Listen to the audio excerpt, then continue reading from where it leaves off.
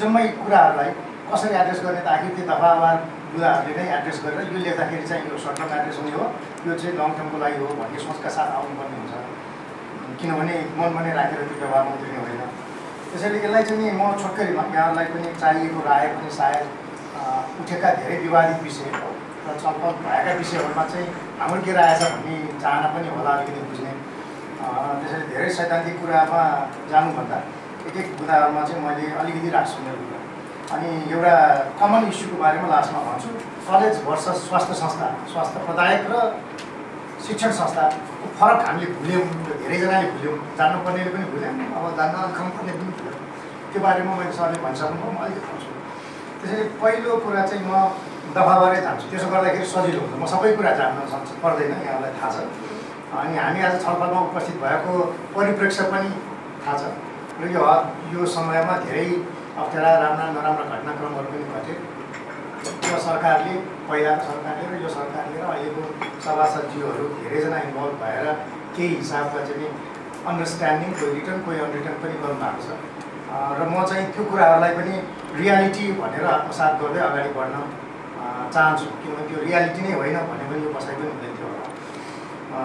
त्यो परिप्रेक्ष्यमा कतिपय कुराहरू हेर्नुपर्ने हुन्छ र म छोटकरीमा आफ्नो दफावार भन्नुभन्दा पहिला कतिपय कुराहरू एउटा घटनाक्रमबाट आइसकिएको छ भने र सहन सकिने र मिल्न सक्ने लङ टर्म र सर्ट टर्म एजेन्डाको लागि मिल्न सक्ने दफामा सहमति भएको भने त्यसमा धेरै पखडा गरेर चाहिँ घाउ उठाउने काम नगर्नु बेस भन्ने मलाई लाग्छ। किनभने म पनि कतिपय कुरामा अडानै लिएर हाम्रै लेखेको रिपोर्टको भरमा पनि यो ऐनमा आउने बेलामा ठ्याक्कै रिफ्लेक्ट भएको छ नि, यसलाई मिलाउनुपर्छ भनिरहेको मान्छे हुँ। म जस्ताको तस्तै कपी गर्नुपर्छ भन्ने मान्दिनँ भने हुँ। तर फेरि पनि घटनाक्रम अगाडि आउँदै गर्दा एउटा यो विद्वत समूह, सांसदहरू, मान्यज्यूहरूको, सरकारको समूहले गरेको केही समस्यालाई धेरै उल्च्याउँदाखेरि अब झन्थम समस्या होला, हुन सक्नेसम्म यिनीहरू एड्रेस गरिदिनुहोस् ताकि सजिलोसँग अगाडि बढ्न पाइयोस् भन्ने पनि आजको दिनको मेरो रिक्वेस्ट छ। तर त्यो भन्दै गर्दा सबै सहमति मान्नुपर्छ र तपाईँले जस्ताको तस्तै गर्नुहोस् भन्ने यो मिटिङ फेरि पनि जरुरी थिएन। म चाहिँ विषय प्रवेश गरेँ। दुई तिनवटा कुराहरू सबैलाई पहुँचेको कुरा हो। ती 3-4वटा 5वटा बुदा जति चाहिँ अलिक कन्टिन्युस विषयमा कसरी हेर्दा ठिक होला भन्ने मेरो राय राख्छु। प्रस्तावनाको विषयमा चेन्जको कुराहरू आएको छ। यो इधर हो खासै फरक पर्ने कुरा हो जस्तो लाग्दैन। यो अडानको कुरा हो, चुनावको लडाइँ हो, यो फरक पार्छ जस्तो मलाई लागेन। पहिला मैले पनि माथिमा रिपोर्ट किन कोट गर्नु पऱ्यो, हामीले लेख्यौँ त लेख्यौँ, अब भइगयो भनेको थिएँ। अब तर अब त्यसले नै सहज बन्छ अगाडि बढाउन। किन हाम्रो ऐन चाहिएको छ। ऐनले जतिसुकै साथीहरूलाई कन्फ्लिक्ट अफ इन्ट्रेस्टमा छोए भोजे पनि ऐन चाहिँ चाहिन्छ। व्यवस्थित गर्ने दिन आयो। काउन्सिलले राम्रो काम गरेको छ। काउन्सिलले व्यक्तिको आधारमा हुँदो रहेछ त्यो बुझियो। तर आजको घटनाक्रम र विकास देशको यसरी भएको छ कि 400वटा मेडिकल प्रोग्राम्सहरू व्यवस्थित गर्नको लागि काउन्सिल एक्लैले अब चाहिँ भ्याउँदैन कि काउन्सिलको साइज बढाएर अर्ग्यानोग्रामै चेन्ज गर्नुपर्छ। त्यसैले यो प्रसङ्ग आएको बेलामा यसलाई धेरै क्वेसन नगरौँ। आयोग चाहिन्छ, ऐन चाहिन्छ। त्यसो हो भने शान्तिना कुरामा धेरै विवाद नगरौँ। प्रस्तावना मलाई त्यतिमै टुङ्ग्याउनु मन लाग्यो। जसरी अगाडि सहमतिबाट आएको छ त्यसलाई अगाडि बढौँ। अब अर्को चाहिँ मेन कुरा भनेको कन्टिन्युस इस्यु चाहिँ आशय पत्र र सम्बन्धनमै सबभन्दा धेरै लडाइँ हुन्छ। तपाईँको आशय पत्रको कुरामा पनि अहिले कसैले केही गरेन भने अब आशय पत्र लिन चाहने धेरै निस्कला जस्तो लागेन। तर हामी यदि साँच्चीकै प्रो पब्लिक र शिक्षा र स्वास्थ्यलाई राज्यको दायरामा पार्ने खाले संविधान लेख्यौँ भने र त्यसलाई मान्य हो भने यहाँ समस्या छ। यो चाहिँ म सरी यहाँलाई त म सिधै अगाडि बसेको कारणले भन्दिनँ। यो यहाँको फोरम मार्फत देशभरिका हाम्रा नेताजीहरू र विद्वत्वर्गलाई च्यालेन्ज गर्न चाहन्छु। हामीले सधैँ दोहोरो कुरा गर्छौँ। भन्ने बेलामा चाहिँ यस्तो भन्ने, व्यवहारमा उतार्ने बेलामा चाहिँ ठ्याक्कै अपोजिट कुराहरू बोकेर हिँड्ने गर्छौँ। त्यो भनेको चाहिँ राज्यकै दायरामा पार्ने भए दायरामा पार्ने खाने तरिकाले अगाडि बढ्न लेख्नुपर्छ। त्यसो हो भनेदेखि चाहिँ अबदेखि आशय पत्र नन प्रफिट्सलाई मात्रै दिउँ। संसारमा मेडिकल कलेज र अस्पतालहरू विकसित देशमा चाहिँ फर प्रफिट धेरै कम छ। मैले नै पनि भने यो यिनीहरूलाई कम्पेन्सेट गरिदिनुपर्छ। सबै कुराहरू तयार भयो भने कहाँ त्यतिकै रोक्नु मिल्यो। अब त प्राकृतिक न्यायको सिद्धान्त विपरीत हुन्छ त्यो भनेकै हो र माथिमा रिपोर्टमा समेत हामी भने हो। तर अब आउनेको हकमा चाहिँ विचार गर्नुहोस्। आउनुहोस्, हामीले वास्तवमा मेडिकल कलेज अब धेरै चाहिनेवाला पनि छैन देशमा। हाम्रो निड चाहिँ 5 वर्षपछि आफ्नो निड चाहिँ पुरा हुन्छ। मेरो एउटा सिरियस प्रस्ताव चाहिँ त्यो हो। अब आशय पत्र दिने बेलामा नन प्रफिटलाई मात्रै दिने भनेर जसरी स्कुलको हकमा निजी गुठीको फर्मेटमा गयो त्यो गरिदिउँ र त्यसले हामीलाई राम्रै बाटोमा लान्छ र अलिक ठुला दिलदार हुने खाने र पैसा धेरै भएको र साँच्चैकै सोसल काम गर्न चाहने संस्थाहरू आउला देश भयो। त्यसबाहेक आशय पत्रमा ठुलो विवाद पनि नभए हुनाले यो चाहिँ थप्पो भन्ने मेरो प्रस्ताव हो। अब थप्न मिल्ने हो कि होइन कि आर्थिक संशोधनहरूको कतै कतै त्यो परेको छ, त्यसले गर्दा विषय निकाल्नु मिल्छ। त्यो बाहेक आशय पत्रमा ठुलो कुरा भयो। अब ठुलो चर्काचर्की भएको सम्बन्धनको कुरा हो। सम्बन्धनमा काठमाडौँभित्रको कुरा पनि लजिकलै हो, सन्तुलित विकासको कुरा ठिक हो, तर के चाहिँ भुल्नु भएन भने कलेज बाहिर लाने र स्वास्थ्य संस्था बाहिर लाने फरक कुरा हो। हामीले जोड गर्नुपर्ने स्वास्थ्य संस्था बाहिर लानेमै हो। कलेज पनि भित्र थुपर्यो भने आफ्नै कलेज डुब्छ, आफ्नो भनेको देशको कलेज, मेरो त केही छैन, त्यसमा केही इन्ट्रेस्ट छैन। तर त्यो पनि विचार गर्नुपर्ने हुन्छ देशले, राज्यले हेर्दाखेरि चाहिँ साह्रै कन्भिनियन्सको ठाउँमा मात्रै बिजनेस गर्न दिँदाखेरि सरकारले नियन्त्रित बजारको कुरा पनि बिर्सन्छ। त्यसले गर्दा नियन्त्रण यहाँ गर्नुपर्ने ठाउँ छ। त्यसैले आई थिङ्क अहिले हाम्रो रिपोर्ट लेख्ने बेलामा पनि अप्ठ्यारो सिफारिस गरियो के भने पूर्वाधार तयार नभएको हातमा 5 वर्ष 7 वर्ष भइसक्यो एलवाई लिएको। हामीले झोलामा खोला खारेज गरेकै हो त्यसमा होइन। पहिला झोलामा खोला भनेको चाहिँ लाइसेन्स लिएर हाइड्रो पावर नबनाउनेहरूको त 16-17 खारेज गरेकै हो। यदि अब पनि एलवाई लिएर चाहिँ बनाएको छैन भने त्यसलाई खारेज गर्नु कानुनसम्मत पनि हुन्छ, न्यायसङ्गत पनि हुन्छ। संसारले पनि हामीलाई के गर्छ हो तिमीहरू एकचोटि स्वीकृति दिने अरू कुरा बिना शर्त खारेज गर्ने भनेर संसारले सोध्ने दिन पनि आउँदैन। त्यो गर्न सकिन्छ। पूर्वाधार तयार भइसकेको हकमा चाहिँ के गर्ने, एउटा निकास नहुँदा त यो फेयर हुन्न। जसले सारा शर्त पुरा गर्छ त्यसलाई हामीले पार्नु हुन्न भन्ने तर्क मैले पनि राखेको, हामी सबैले राखेको। खालि माथिमा रिपोर्टमा के लेख्यो भने तिमीहरूलाई उचित मुआवजा दिने सरकारले लिने भनेको हो। आजको नयाँ सहमतिमा पनि त्यो गरेको छ। त्यसलाई कानुनमा त चाहिँ व्यावहारिक बनाउन सकिन्छ भन्ने यहाँ लाग्छ भने त्यो बाटोबाट अगाडि बढ्दाखेरि ठिकै होला भन्ने लाग्छ। तिनीहरूलाई काठमाडौँमा सञ्चालन गर्न दिने कुरा आज जतिसुकै कानुनी हिसाबले रिजनेबल, मलाई त त्यो पूर्वाधार तयार भएको हातमा दिँदा चाहिँ अनरिजनेबल हुन्छ भन्ने चाहिँ मलाई आज पनि लाग्दैन।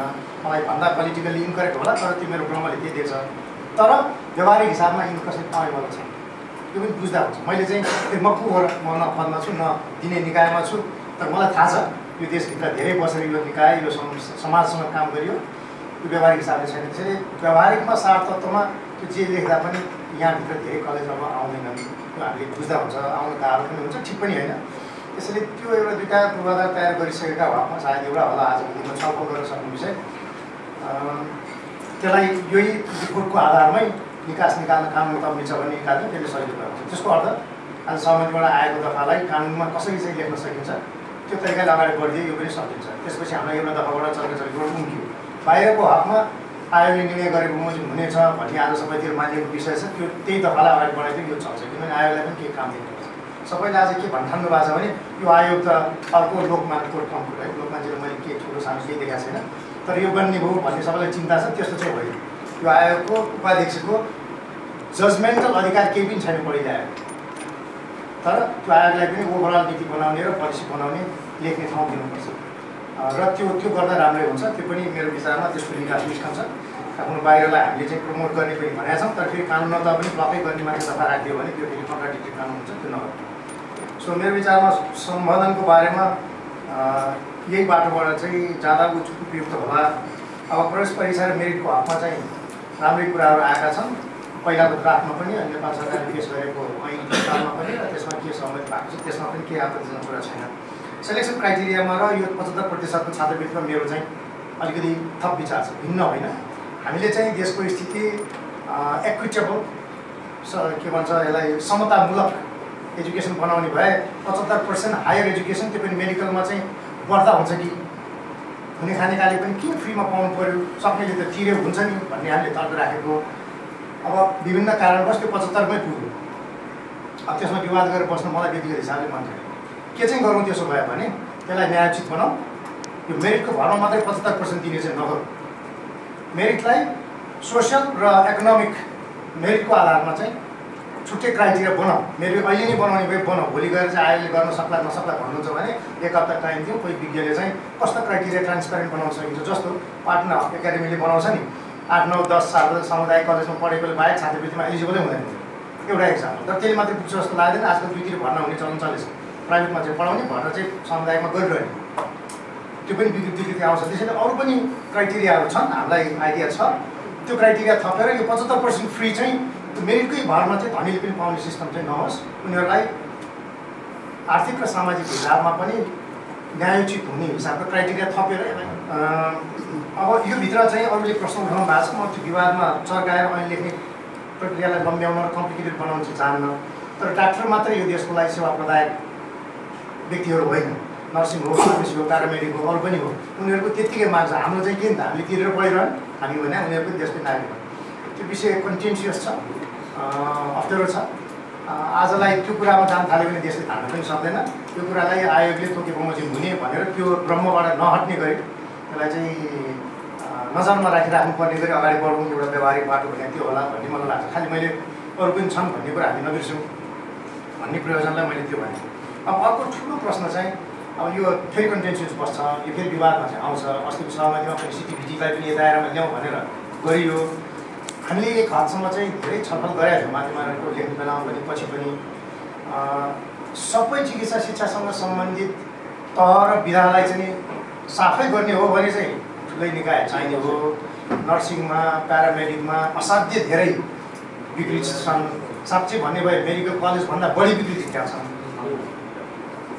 यसलाई मैले भन्न लाज मान्नु पनि परेन, डराउनु पनि परेन, किनभने मैले त्यसमा पनि खासै कन्फ्लिक्ट इन्ट्रेस्ट राखेको छैन। त्यो सफा गर्ने काम चाहिँ यो आएको हाइट उचाइसँग म्याच गर्ने हो कि सिटिभिटीलाई चाहिँ परिष्कृत गर्ने अर्को कायदा खोज्ने हो भन्ने छलफल चाहिँ एक राउन्ड भए पनि चलोस् भन्ने म चाहन्छु। किनभने यो अस्ति विरोध भयो नि, यो चाहिँ सिटिभिटीवालालाई एफिलिएसन दिनको लागि चाहिँ यिनीहरूले चाहिँ ल्याएर छिराएको दफा हो। अनि त्यहीभित्र खाना चाहिँ सजिलो बनाउनलाई भन्ने तर्क बाहिर आयो। त्यसै मात्रै नआएको यो जेन्युन मेरिट के भरमा छलफलको विषय चाहिँ हो।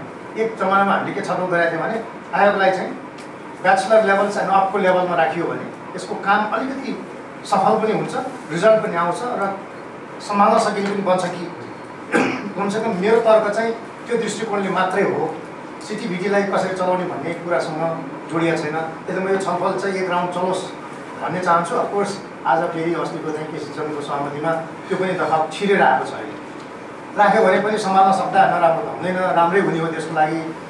सम्हाल्न नसकेर यो आयोग पनि 2 वर्षमा बदनाम भएर यो देशमा निराशा मात्रै छाएर यो पनि नहुने त्यो पनि नहुने दिन आउला कि भन्ने मात्रै चिन्ता हो।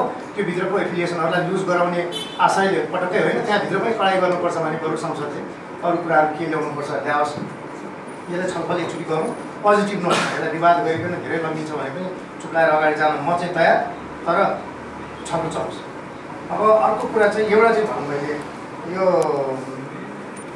महिला छनौट समितिको कुरा है, मलाई यो धेरै उठाउनु डर छैन। म न छनौट समितिमा बस्ने न छानिनीमा कन्टेस्टेन्ट हुने खासै चक्कर छैन। यत्रो देशको यत्रो विवादको यत्रो ठुलो निकाय बनाउनु खोज्दैछन्, त्यसको छनौट समितिमा विज्ञ एकजना, त्यो पनि महिला मात्रै तर्कसम्मत हुन्छ। मलाई चाहिँ कुनै तर्कपूर्ण लाग्यो। मलाई महिला भएकोमा केही आपत्ति पनि छैन, किनभने आउने राम्रै मान्छे आउनुहुन्छ, उहाँले पनि छान्ने मान्छे राम्रै छान्नुहुन्छ, त्यो पनि मलाई थाहा छ। हाम्रो देशमा कतिजना पोटेन्सियल विज्ञ त्योमा पढ्न सक्नुहुन्छ होला, मलाई त राम्रैसँग फेरिस्तै छ र तिनीहरूमध्ये धेरै खराब आउँदैन, त्यो पनि मलाई थाहा छ। तर कानुनै लेख्नु छ र आज छलफल गर्दैछौँ भने लजिकल किन नबनाउने? 2 महिला सहित 3 भनौँ, 2 तिहाई महिलालाई दिउँ फाइन। तर 90% विज्ञ चाहिँ पुरुषबाट छन् दुर्भाग्यवश आज देशमा। रहेको 10% विज्ञलाई 100% छनौट छैन राम्रो। मलाई यो कुनै न कुनै हिसाब लजिकल लागेको छैन। मैले जहिले लजिकल देखिनँ त्यहाँ विरोध गर्दै आएको छु म सुरुदेखि नै, चाहे त्यो मानियोस् चाहे नमानियोस्। यो पनि एउटा त्यस्तो दफा हो, यसलाई हेरियोस्। किनभने 2 तिहाई दिउँ, कानुन लेख्ने बेलामा मौका छ भने लजिकल त लेखौँ।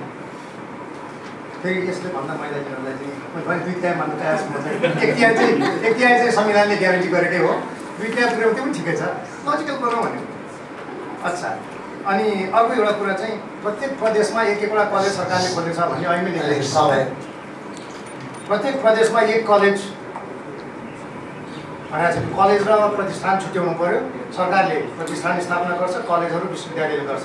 हाम्रो भाषा पनि कचकचो छ।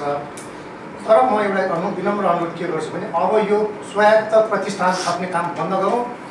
संसदले सरकारलाई स्पष्ट निर्देशन दियोस्। किनभने हामीसँग भएका 23वटा मेडिकल कलेज र 7वटा प्रदेशमा आउने हाम्रा स्वायत्त 7वटा एकाडेमिजहरू जसले प्रड्युस गर्नु बाँकी नै छ, उनीहरूको नतिजा हेर्न बाँकी नै छ। थप कहिले डडेलधुरा, कहिले राप्ती, कहिले पूर्वाञ्चल, कहिले पश्चिमाञ्चल नजाने कुराहरू निस्किरहेछन्। त्यो घातक प्रत्युत्पादन हुन्छ। हामीले चाहिँ सिट घटाइरहेछौँ। यो 5 वर्षपछि बेरोजगारी बढ्छ डाक्टरको, त्यसो गर्नुहुन्न भनेर चाहिँ 150बाट घटाएर 100मा झारिसक्यौँ। अब कलेज चाहिँ थपिरहनुको पछाडि मैले तर्क देखेको छु र हामीले अब्जर्भ गर्ने ठाउँ छैन। भएकालाई गुणस्तरयुक्त बनाऊ। बरु त्यहाँनिर नेपालीलाई बढ्ता भएछन् भने विदेशीको सिट क्वालिटीवाला विदेशी ल्याउने कायदा हुन्छ भने त्यहाँ लिबरल भएर आपत्ति छैन। किनभने विदेशीले 2 पैसा ल्याउला, क्वालिटीवाला नेपालीले नपाएको भयो, नेपालीले पढ्न नपाउने बेला त्यहाँ अलिअलि यो आइनमा यो सम्बन्ध जोडिएको छ। तिमीलाई जागिर दिन सकेको छैन। सिएमए र आयोग प्रड्युस गर्ने चाहिँ त्यो शान्तिलो व्यापारको खेलभित्र हामी नअल्झौँ, त्यसलाई फेज आउट गर्नेमै प्राण लैदिउँ। किनभने त्यो ऐनबाट हट्या जस्तो लाग्छ मलाई। र अब कहिले तामाङको कुरा राम्रोसँग आइसक्यो। अहिले संरचनामा जे भएको छ त्यो टिक्न सकिन्छ भने त्यही टिक्यो, किनभने धेरैजना डाक्टर हुन्छन्, 2 वर्ष पनि तिनलाई काम गर्न सकियो भने प्रत्येक तहमा हाम्रो देशको स्वास्थ्य सेवाले राम्रो सहयोग पाउँछ। मेरो दफावार चाहिँ अलि विवादित विषयहरूको छलफलमा राखेको यिनीहरू नै हो र मैले चाहिँ मैले अहिले डाक्टर साहबले भनेको कुरा लास्टमा दोहोऱ्याएर सिध्याउँछु। हामीहरूले बुझ्नुपर्ने कुरा चाहिँ मेडिकल कलेज अथवा चाहिँ एकाडेमिक इन्स्टिट्युसन र स्वास्थ्य सेवाकोमा चाहिँ हामी धेरै यो अलिक पैसा खेल धेरै भएको हुनाले यसको छलफलमा हुन्यौँ। तर त्योभन्दा पनि ठुलो निड आजको चाहिँ स्वास्थ्य संस्थाहरूलाई स्ट्रेन्थन गर्ने र बाहिर लाने चिज नै हो। त्यसमा बरु संसदले सरकारलाई यो कलेजको चक्कर सँगसँगै स्वास्थ्य संस्थाहरूमा ध्यान दिनुहोस् भनेर निर्देशन दिनु ठिक हुन्छ होला भनेर यहाँहरूलाई बोलाइदिनु भएकोमा धन्यवाद। कुरा चलिरहन्छ, मैले पब्लिकली धेरै भनेको छु, त्यो मात्रै होइन यो यहाँ एकाडेमिक सेक्टरको मान्छेहरू पनि यसको खिलाफमा छन्। युनिभर्सिटिज र प्रतिष्ठानहरू त एकदम सङ्गठित हिसाबले नै यो कामलाई त युज गर्नु हुँदैन भन्ने हो। त्यसको पछाडि केही भ्रम छ। के हो भने आयो एनएमसीको एगेन्स्टको निकाय होइन। के चाहिँ बुझौँ भने एनएमसीले नेपाल मेडिकल काउन्सिलले गर्ने चिकित्सा शिक्षा सम्बन्धी अनुगमन र नियमनको काम यसमा ल्याउन खोजिएको हो र हामीलाई लाग्छ संसारको अनुभव हाम्रै देशको विकसित साइज एजुकेसनकोले यो उपयुक्त नै हो। किनभने जब साइज बढ्दै जान्छ तब ऐनले व्यवस्था गर्नुपर्छ, तर नयाँ निकाय बनाउनुपर्छ र अरू काम आयो। काउन्सिलको धेरै काम बाँकी छ। आयो क्यारे हो आयो भन्न सक्यो अरे medical council registration, licensing examination, ethical डाक्टरको प्र्याक्टिसलाई चाहिँ क्वालिफाई कन्ट्रोल गर्ने काम र सिपिडी भन्छ प्रोफेसन डेभलपमेन्ट डाक्टरहरूको काम। त्यो काम त उसले गर्न भ्याएकै छैन राम्रोसँग। लाइसेन्सिङ गरिरहेछ, अनुगमनमा सीमित छ। त्यो कारणले चाहिँ यिनीहरू छुट्याउनु राम्रो भनेको हो र क्लियरै के हो भने अब यो भएपछि मेडिकल काउन्सिलले अनुगमन र नियमन चिकित्सा शिक्षा सम्बन्धी गर्नु हुँदैन भन्ने हाम्रो बुझाइ हो। त्यसमा क्लियर भए हुन्छ र त्यसले केही फरक पनि पार्ने होइन। आखिरमा त्यहाँबाट खसेर ल्याउने भनेको चाहिँ धर्मकान्तजीको कुरा यता ल्याउने भने होइन, त्यो त व्यक्ति त अमुकै होला, तर यो प्रक्रिया त्यसरी जानुपर्छ भन्ने तर्क हो। विश्वविद्यालयहरूमाथिको आक्रमण यो हदसम्म चाहिँ हो। के बुझ्दैनौँ हामीले, मतलब उहाँहरूले बुझिरहनु भएको छैन जस्तो। म पनि विश्वविद्यालयकै मान्छे, म अझै जागिर बाँकी नै छु। मेरो त्यहाँभित्र पनि हाइरार्कीमा मेरो पोटेन्सियल अझै बाँकी छ। मैले आफ्नो खालि यसलाई अलि विश्वास लाग्दो बनाइदिनु भने मैले कि चिकित्सा शिक्षाको अनुगमन आफ्नै निकायले प्रड्युस गरेको डाक्टरको यदि मोनिटरिङ गर्ने हो भने इन्डिपेन्डेन्ट निकायले नै गर्ने हो जहाँ पनि। त्यो अर्थमा चाहिँ आज मेडिकल काउन्सिलले गरिराखेको छ। त्यही काम मेडिकल काउन्सिलले गर्दा चाहिँ विश्वविद्यालयलाई आपत्ति भएको छैन। बेला बखतमा हाम्रो भिसिजीले चाहिँ उठाइरहनुहुन्छ कुरा, काउन्सिल के हो हामी आफै गरौँ, त्यसले जेसुकै भनौँ न, हामी आफै सिट निकालौँ, थप्नु सिट हामी भन्यो भएन। त्यसमा एउटा सिस्टम बनेको चाहिँ त्यसलाई अनरै गर्ने हो। काउन्सिलले हामीले अनर गर्नुपर्छ भनेर हामी अनर गरिरहेछौँ। त्यो आज अनर गर्छौँ भने भोलि यत्रो झन् त्योभन्दा अझै यो सुदृढ र बलियो निकाय भन्दा नमान्ने भन्ने कुरा आउँदैन। एउटा दुईवटा शब्दमा उहाँहरूलाई आपत्ति छ। निर्देशन दिन सक्ने को हो, हामी त सर्वसत्ता सम्पन्न निकाय, हामी यत्रो ठुलो यिनीहरू को हुन् हामीलाई निर्देशन दिने। उहाँहरूले कोही व्यक्तिहरूको यहाँ अनुहार देख्नुहुन्छ यो ऐनभित्र, त्यो कारणले समस्या भएको। तर त्यसरी हेर्नु हुँदैन। यो आज काउन्सिलले जे अनुगमन काम गरेको छ त्यसलाई अझै सुदृढ र व्यवस्थित हिसाबले यहाँ ल्याउने हो। यदि इन्क्रोच गर्ने कुरा छन् भने हामी त्यसलाई रिभ्यू गर्न सकिन्छ र कुनै ठुलो कुरा पनि होइन। यहाँ कोही कसैमाथि हाबी हुनु जरुरी छैन। आज एकजना व्यक्ति त्यहाँको विषय हुनुहुन्छ, त्यो पनि त तपाईँहरूकै भनौँ न, आजको दिनमा तपाईँहरू हुन्छ, भोलि तपाईँहरू पनि नआउनु होला। पार्लियामेन्टले दिएको ऐनमा ठिकै उहाँहरू पदमा बसेका त हो नि। देशले एउटा नियम बनाउँछ भने यो मलाई च्यालेन्ज गर्ने को भनेर सोध्ने तार्किक कुरा होइन। त्यसलाई हामीले ऱ्यासनलको आधारमा यसो गर्दा चाहिँ देशलाई भलो हुन्छ भन्ठानेर गर्ने कुरा हो। त्यसैले काउन्सिल र विश्वविद्यालयको कुरा होइन, एउटै आवश्यकता के छ हल्को भने आज हेर्नुहोस् 9 वटा जति प्रतिष्ठानको विचार छ देशमा, 2टा विश्वविद्यालय, अरू 4-5 विश्वविद्यालय छन्। सबैले आफ्नै करिकुलम, आफ्नै स्वायत्तता, आफ्नै स्वतन्त्र गर्दाखेरि हामी कहाँ भद्रगोल धेरै भइसकेको छ। हामीलाई थाहा छ त्यो, हाम्रो पनि छ त्योभित्र स्वतन्त्रता पनि दिनुपर्छ। त्यसैले यसले इन्क्रोच गर्ने केमा मात्रै हो भने न्यूनतम स्ट्यान्डर्ड कम्प्रोमाइज गर्न पाइन्न भनेर यसले हेरिदिनु। न्यूनतम, अधिकतम हजुर जति माथि लानुहोस् ल्याइदिनुहोस्। त्यसैले त्यो भ्रम हो र यसलाई नल्याउने प्रयोजनको लागि प्रयोग गरिएको दफा मात्रै हो त्यो। र त्यसमा पनि साँच्चै यसले चाहिँ हामीलाई इनोभेटिभ काम गर्न रोक्छ भनेर उहाँहरूले आउँछ भनेर यहाँले राय दिन आउँछ, त्यो काट्दै पनि हुन्छ। यो सरकारले विशिष्ट परिस्थितिमा चाहिँ त्यहीँको लागि उहाँले माग राखिदिनु भएको हुनाले छलफलमा पर्यो, प्रसङ्ग जोडियो। तर कुन ठाउँमा गर्ने भन्ने त ऐनमा कहीँ लेख्ने कुरा होइन। प्रत्येक प्रदेशमा एउटा कलेजको कन्सेप्ट ऐनमा पनि छ, त्यो इम्प्लिमेन्ट गर्ने कुरा त नेपाल सरकारको यहाँहरूको राय अनुसार हो। मेरो पनि लजिक के हो भनेदेखि चाहिँ कलेज भनेको गाउँ गाउँमा बाँड्दै हिँड्ने चिज होइन। यो जनसङ्ख्याको आधारमा बिरामीको फ्लो इनफ हुने ठाउँमा बनाउनुपर्छ र त्यसलाई विकसित गर्नको लागि सेयरिङ मोडलमा जानुपर्छ। सबभन्दा राम्रो कुरा चाहिँ के हो भने सुर्खेतमा पनि राम्रो छ, कर्णालीमा त्यत्रो संरचना बनाएको छ, यो दुइटैलाई चाहिँ एजुकेसन प्रयोगको लागि प्रयोग गर्न नसक्ने भन्ने हुँदैन। त्यहाँ लडाइँ गरेर यो त चर्को विवाद गराउनु पनि जरुरी थियो जस्तो मलाई लाग्यो। त्यसको मोडल निकाल्नुपर्छ, तर ऐनभित्रको कुरा चाहिँ त्यो भएन मेरो विचारमा होइन। अब गोविन्द केसी वर्षस हामी जहिले पनि फसाइदिन्थ्यो, मैले जहिले पनि यसो भेट्यो भन्ने गरेको छु। मान्यज्यूहरू, प्रधान सम्मान्यज्यूहरू, यो ऐनमा कृपया गोविन्द केसीको झुसिलो अनुवाद नदेखिदिनु होला भन्छु कि मैले चाहिँ। त्यो किन भने भन्दाखेरि चाहिँ गलत कुरा भयो भने यसलाई दोष, राम्रो कुरा भयो भने केसीले लडेर ल्याएको। अब यसको स्वतन्त्र भ्यालु छैन भने, यसको स्वतन्त्र भ्यालु छ, त्यसलाई चाहिँ बुझिदिउँ भन्ने मात्रै मेरो अनुरोध हो। हामीले सुरुमा आयोगमा बस्ने बेलामा सुशील कोइरालाजीले बोलाउनु भयो सम्मान्यज्यूले, तपाईँहरूले एउटा कमिसन बसिदिनुहोस्, यता कुरा पनि उठिरहेछ भन्दा आयोगमाथिमा सरले भन्नुभयो, मैले पनि हातै उठाएर भने यदि केसीको माग पुरा गराउन तपाईँले यो आयोग बनाउनु लाग्नु भएको भने मलाई चाहिँ बस्नु छैन, सरहरूले छ भन्दा हामी कसैलाई छैन भनेर स्वतन्त्र विवेकले लेख्ने कुराहरू चाहिँ मान्नुहुन्छ भने हामी हेर्छौँ।